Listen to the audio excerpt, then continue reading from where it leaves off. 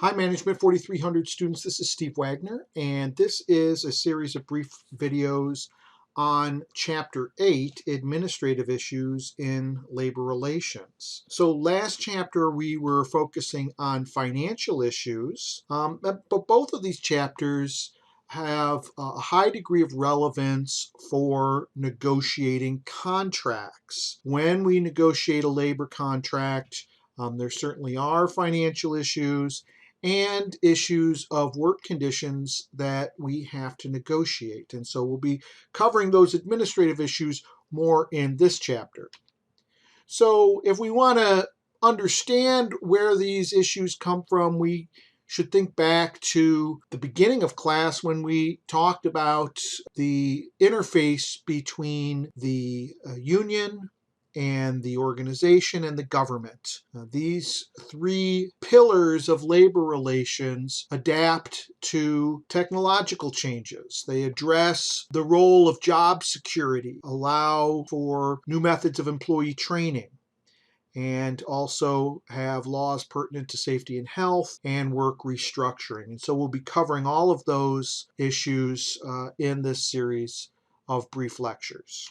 Now, we're all aware that we live in a world of rapid technological change, and that change allows us to do more work with less human suffering, but it also can cut down on the need for human labor. But if we look at, for example, the retail industry, we can see that there has been massive change in the role of workers, where in the past, almost all retail workers were in the stores facing customers. Now with Amazon, so many of the retail workers are more so part of the supply chain than working in warehouses. And so certainly we've seen massive changes. And not uncommon for my students to work at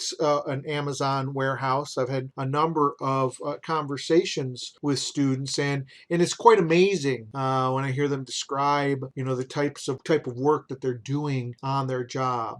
It seems so kind of alien to what I understand, and I worked many years in retail, and it really is fascinating. Now, certainly, along with this comes automation, and this may cause the displacement of human workers.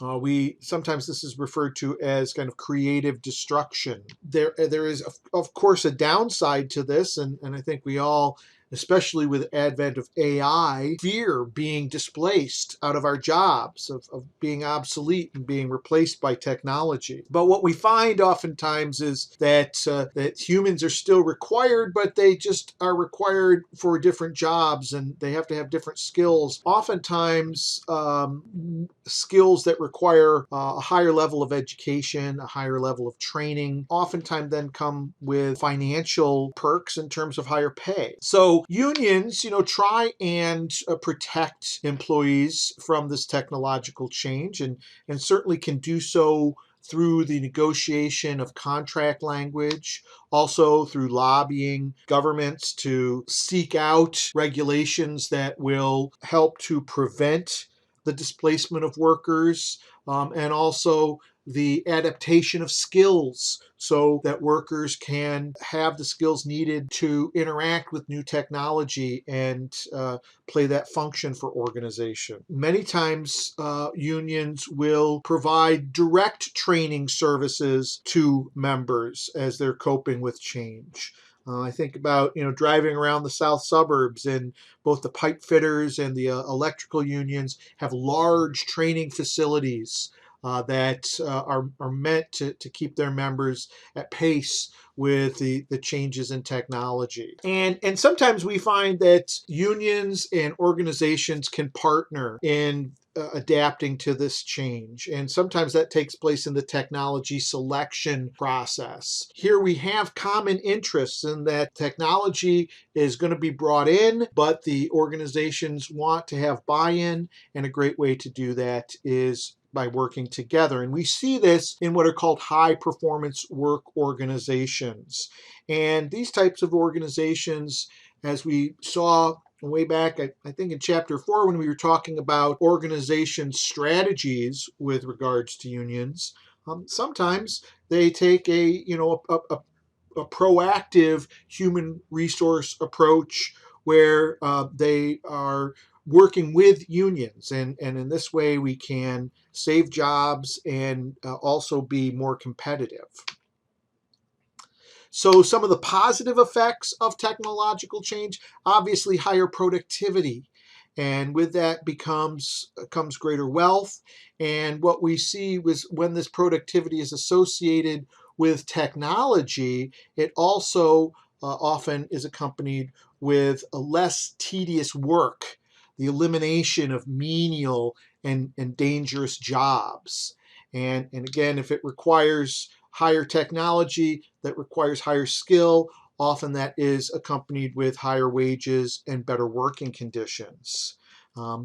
Furthermore, unions have a history of fighting for shorter working hours, and this boost in productivity can also lead to that end. There are negative effects of this technological change. Obviously, the elimination of jobs, and not all jobs are made to have higher skills. Sometimes with technology comes kind of a dumbing down of the job, that the computer, the technology does the work that a skilled worker used to, and therefore we can see technology lowering pay and reducing job security. Especially when we talk about AI, we're starting to see the intellectual skills of humans being displaced. All of this comes at a cost to the organization, but again, many times they see this as a better cost than than hiring workers, because